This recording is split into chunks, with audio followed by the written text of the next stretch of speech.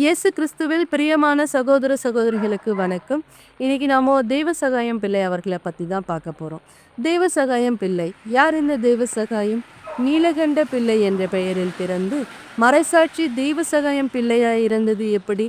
இவரை பத்தி தான் நாம இந்த பதிவில் பார்க்க போறோம். இந்த வீடியோவை முடிகிற வரைக்கும் நீங்க பார்த்தீங்கன்னா நம்பிக்கைனா என்ன, உண்மையான தியாகம் என்றால் என்ன என்பது உங்க இதயத்துல பதியும். இந்தியாவிலே திருமணமான முதல் புனிதர் அப்படி என்ற பெருமையும், தமிழகத்தில் முதல் புனிதர் பட்டம் பெற்றவர் என்ற பெருமைக்கும் உரியவர் தான் இவர். இவர் அன்றைய திருவிதாங்கூர் சமஸ்தான ஆட்சிக்கு உட்பட்டிருந்த கன்னியாகுமரி மாவட்டம் நட்டாலம் சிற்றூரில் 1712ஆம் ஆண்டு ஏப்ரல் 23ஆம் தேதி பிறந்தார். தேவசகாயமுடைய பெற்றோர்கள் பார்த்தீங்கன்னா வாசுதேவ நம்பூதிரி, தேவகி அம்மையார். இவங்க பார்த்தீங்கன்னா சொந்த ஊர், அதாவது வாசுதேவ நம்பூதிரியோட சொந்த ஊர் பார்த்தீங்கன்னா காயன்குளம். இவரோட தந்தை பார்த்தீங்கன்னா திருவராற்றில் ஆதிகேசவ பெருமாள் கோவிலில் பூசாரியா இருந்தாரு. அவங்க பெற்றோர் அவருக்கு இட்ட பெயர் தான் நீலகண்ட பிள்ளை. நீலகண்ட பிள்ளை பார்த்தீங்கன்னா தன்னுடைய தாய்மாமா வீட்டில் தான் வளர்ந்தாரு. சின்ன வயசுல இருந்தே ஆகம விதிகள், சமஸ்கிருதம், வில்வித்தை, கலை, வர்ம கலைன்னு எல்லாத்தையும் கற்று தேர்ந்தார். இவருடைய அறிவு கூர்மையை கேள்விப்பட்ட மன்னர் மார்த்தாண்டவர்மன் அவர்கள் பார்த்தீங்கன்னா அன்னைக்கு இருந்த பத்மநாபபுர அரண்மனையில கருவூல அதிகாரி பதவியை கொடுத்து இவரை கருவூல அதிகாரி ஆக்கினாரு. வேலைக்கு சேர்றாரு. வேலைக்கு சேர்ந்ததுக்கு அப்புறமா பார்கவி என்ற பெண்ணையும் திருமணம் செஞ்சுக்கிட்டாரு. அவரும் எல்லாரும் போல ஒரு சராசரிய வாழ்க்கையை தான் வாழ்ந்துட்டு இருந்தாரு. திடீர்னு பார்த்தீங்கன்னா அவரோட லைஃப்ல சில கஷ்டங்கள் வருது.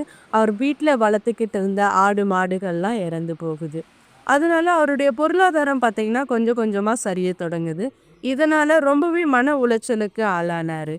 இது ஒரு பக்கம் இருக்கும் பொழுது இன்னொரு பக்கம் பார்த்தீங்கன்னா 1741ஆம் ஆண்டு டச்சுக்காரர்கள் திருவிதாங்கூர் ஆட்சிக்கு உட்பட்டிருந்த குளச்சல் துறைமுகத்தை கைப்பற்றதுக்காக யூத்தியாஸ் பிரட்டாஸ் டெனலாய் என்ற தளபதி தலைமையில போர் செய்ய ஆரம்பிச்சாங்க. ஆனா அந்த போர்ல பார்த்தீங்கன்னா மன்னர் மார்த்தாண்டவர்மன் தான் வெற்றி பெற்றாரு. டச்சுக்காரர்களை பார்த்தீங்கன்னா ஏராளமானவர்கள் இறந்து போனாங்க. அதுல மீதி இருந்தவங்க எல்லாரையும் சிறைப்பிடிச்சிட்டு வந்தாங்க. தளபதி டெனலாயும் ஒருத்தர். இவர் ஒரு கத்தோலிக்க கிறிஸ்துவராக இருந்தார். மன்னர் மார்த்தாண்டவர்மன் என்ன சொன்னாருன்னா தன்னுடைய படைக்கு போர் ஆலோசகராக இருக்கணும் அப்படின்ற நிபந்தனை பேரில் டெனலாயை விடுவிச்சு அவருக்கு பதவியும் கொடுத்து அரண்மனையிலே அவரை தங்க வச்சுக்கிட்டாரு. அப்படியே காலம் போக போக அரண்மனையில் பணி செஞ்சுட்டு வந்த நீலகண்ட பிள்ளையும் டெனலாயும் ரொம்ப நெருங்கிய நண்பர்கள் ஆனாங்க. ஒரு நாள் நீலகண்ட பிள்ளை ரொம்ப கவலையாக இருந்ததை பார்த்து டெனலா, ஏன் இவ்வளோ கஷ்டத்தில் இருக்கீங்க, என்னதான் உங்களுக்கு ஆச்சு அப்படின்னு சொல்லி கேட்குறாரு. அப்போ நீலகண்ட பிள்ளை சமீபத்தில் அவர் வீட்டில் கால்நடை இருந்து போனதோ பைகள் அழிந்து போனதை பற்றியும் சொல்கிறாரு. அப்போ அவருக்கு தெரியாது அந்த துன்பத்துக்கெல்லாம் என்ன காரணம், கடவுளுடைய திட்டம் என்ன என்றதையும் தெரியாது. இதை கேட்ட டெனலாய் என்ன சொல்றாருன்னா, அவரு யோபு என்ற புத்தகத்தை பத்தி சொல்றாரு. துன்பம் இருந்தாலும் நம்பிக்கை இழக்காத மனிதன், துன்பம் இருந்தாலும் கடவுள் கைவிட மாட்டாரு அப்படின்னு சொல்லி எடுத்து சொல்றாரு. அப்போ நம்ம துன்பத்துல இருக்கும் பொழுது கடவுள் நம்மளை குறித்து சாத்தான்கிட்ட சவால் விட்டுறாரு. நாம் அந்த சவால்களை எல்லாம் ஏற்றுக்கொண்டு இறைவனை இறுக பிடிச்சிக்கிட்டோன்னா சாத்தானோட எல்லா திட்டங்களும் தோல்வி அடையும் அப்படின்னு சொல்லிட்டு நீலகண்ட பிள்ளைக்கு டெனலாய் அறிவுரை சொல்றாரு. துன்பத்தில் இருந்தால் கூட துன்பத்தில் இருந்தாலும் கூட கடவுள் கைவிட மாட்டார் அப்படி என்ற உண்மையை நீலகண்டனோட இதயத்தை தொடுது. இதை கேட்ட நீலகண்ட பிள்ளை என்ன சொல்றாருன்னா, இயேசுவை பற்றியும் கிறிஸ்துவத்தை பற்றியும் முழுமையாக தெரிஞ்சிக்க ஆரம்பிச்சாரு.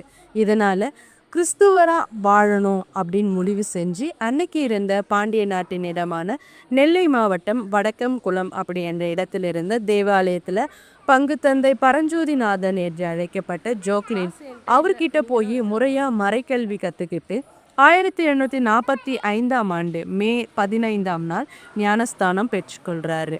அது வரைக்கும் நீலகண்ட பிள்ளையா இருந்தவர் இயேசுவினுடைய நண்பரான லாசர் என்ற பெயரையுடைய தூய தமிழ் பெயரான தேவ சகாயம் அப்படின்ற பெயரை தேர்ந்தெடுத்து வச்சுக்கிறாரு. அதுக்கப்புறம் தன்னுடைய வீட்டுக்கு போய் மனைவி தன்னுடைய மனைவி பார்கவியை கூட்டிக்கிட்டு வந்து அவருக்கும் ஞானஸ்தானம் கொடுத்தாரு. அவங்களுக்கு பார்த்தீங்கன்னா தெரேசா என்ற புனிதருடைய தூய தமிழ் பெயரான ஞானப்பூ அப்படி என்ற பெயரை வச்சுக்கிட்டாரு. மேலும் அவங்க குடும்பத்துல இன்னும் இருந்த கொஞ்சம் சில பேரையும் தேவசகாயம் பிள்ளை கிறிஸ்துவத்துக்கு மாத்தினாரு. அப்படி இருந்த காலகட்டத்துல கீழ் ஜாதியினர் மட்டும்தான் மதம் மாறலாம், மேல் ஜாதியினர் மாறக்கூடாது அப்படின்னு ஒரு சட்டமே இருந்துச்சு. அதை மீறி தான் நீலகண்ட பிள்ளை மதம் மாறி இருந்தாரு. அது மட்டும் இல்லாம அங்கிருந்த அந்த பகுதியில் இருந்த கிறிஸ்துவ மக்களுக்கு வந்து பார்த்தீங்கன்னா அவர் கொஞ்சம் உதவிகளும் செஞ்சுட்டு இருந்தாரு. இது எல்லாமே மன்னருடைய காதுக்கு போச்சு. அப்ப இருந்த வழக்கத்தை மேல் சாதியினர் மதம் மாறக்கூடாது என்ற சட்டத்தை மீறிட்டாரு அப்படின்னு சொல்லி இவரை கைது செஞ்சு மன்னர் முன்னாடி விசாரணைக்கு அழைச்சி கொண்டு போனாங்க. மன்னரும் அதை விசாரிச்சுட்டு அவரை சிறையில் அடைக்க உத்தரவிட்டாரு. அவரை மீண்டும் தன்னுடைய தாய் மதத்துக்கே திரும்ப சொல்லி பல துன்பங்களை அவர்களுக்கு கொடுத்தாங்க.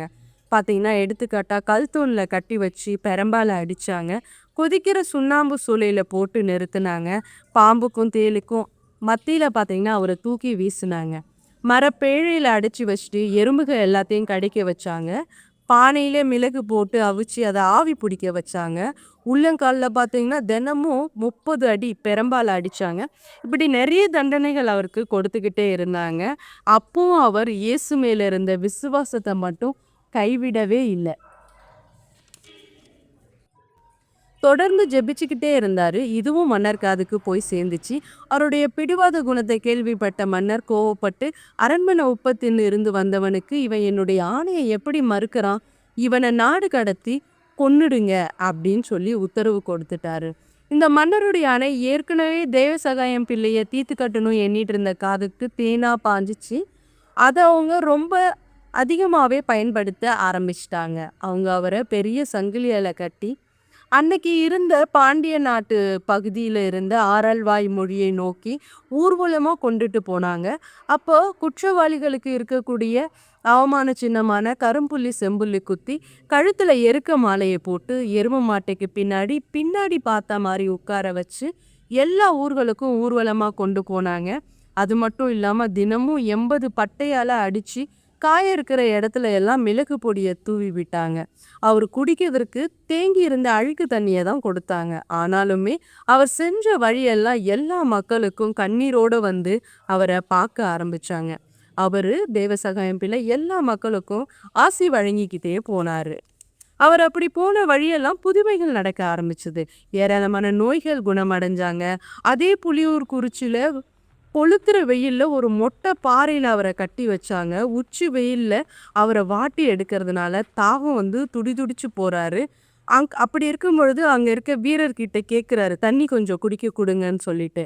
ஆனா அவரை ரொம்ப அவங்க ஏளனமா பார்த்துட்டு அங்கிருந்து சாக்கடை தண்ணி, அந்த தண்ணியில ரொம்ப பூச்சி எல்லாம் நிறைந்திருந்த தண்ணி, அழுக்கு தண்ணி எடுத்து கொடுக்குறாங்க. ஆனாலுமே அதை அவர் குடிச்சிட்டு கண்ணை மூடி கடவுள்கிட்ட உருக்கமா வேண்டுறாரு.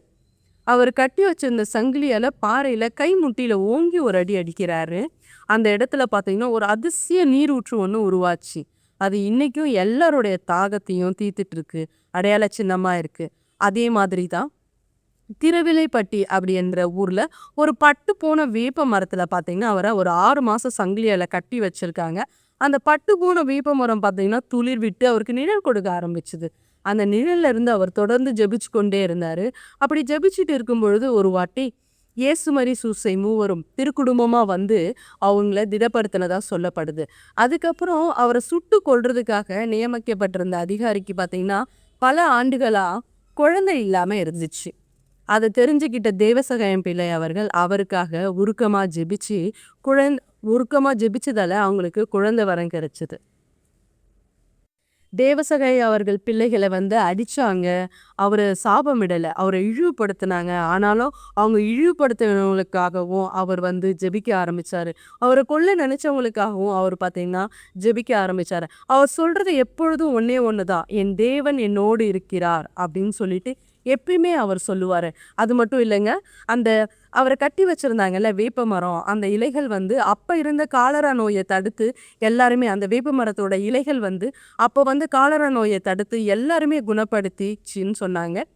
இப்படி பார்த்தீங்கன்னா அவர் மூலமா நடந்த அதிசயங்கள் எல்லாமே வந்து காட்டு தீ போல எல்லா இடத்துக்கும் பரவ ஆரம்பிச்சது.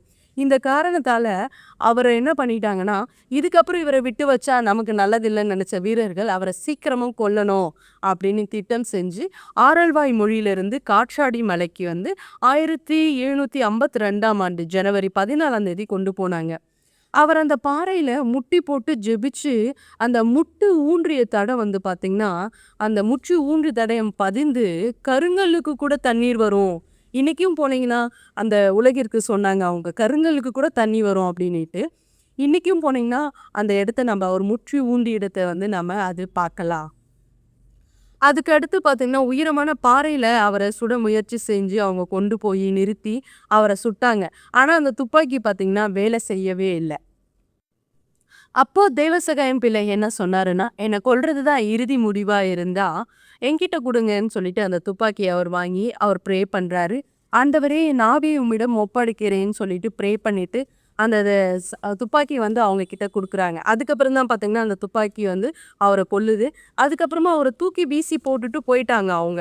அவர் சுட்ட இடத்துல வந்து அந்த அதிர்ச்சியில வந்து ஒரு பாறை வந்து உடைந்து, ஆலயமணி ஓசை போல உருண்டு ஓடுச்சு. அன்னைக்கு மட்டும் இல்லங்க. இப்ப 300 ஆண்டுகள் கழிச்சு இன்னைக்கும் அங்க போனீங்கன்னா, அந்த பாறை மட்டும் பார்த்தீங்கன்னா, ஆலயமணி ஓசையே கேட்க முடியும் நம்போ. எதையாவது ஒரு கல்ல எடுத்து அடிச்சீங்கன்னா, அந்த அந்த கல்லுல மட்டும் ஆலயமணி ஓசை மாரி வரும். இன்னைக்கும் இருக்கு அந்த இடம். இப்ப நீங்க போனீங்கன்னா பார்க்கலாம்.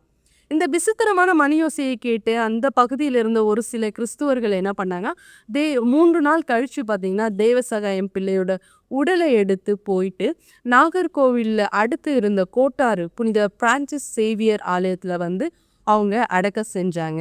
இன்னைக்கும் அந்த பகுதி மக்கள் தேவசகாயம் பிள்ளை அவர்களின் நினைவா பார்த்தீங்கன்னா, அவர்களுடைய வீடுகளில வந்து பார்த்தீங்கன்னா, வேப்ப மரம் வந்து வளர்த்துட்டு வராங்க. அந்த வேப்ப மரத்துக்கு தேவசகாயனும் பிள்ளையும் வச்சு அ தேவசகாயனும் பேரும் வச்சு கூப்பிடுறதா சொல்றாங்க. அதுக்கப்புறம் தங்கள் குடும்பங்களில் பிறக்கின்ற ஒவ்வொரு ஆண் குழந்தைகளுக்கும் பார்த்தீங்கன்னா, தேவசகாயம் அவர்களுடைய ஞாபகமா ஆண் குழந்தைகளுக்கு வந்து தேவசகாயம்னும், பெண் குழந்தைகளுக்கு வந்து அவர்களுடைய மனைவி பேர் ஞானப்பூ அப்படின்னு வச்சு பெருமைப்படுத்திக்கிட்டு இருக்கிறாங்க.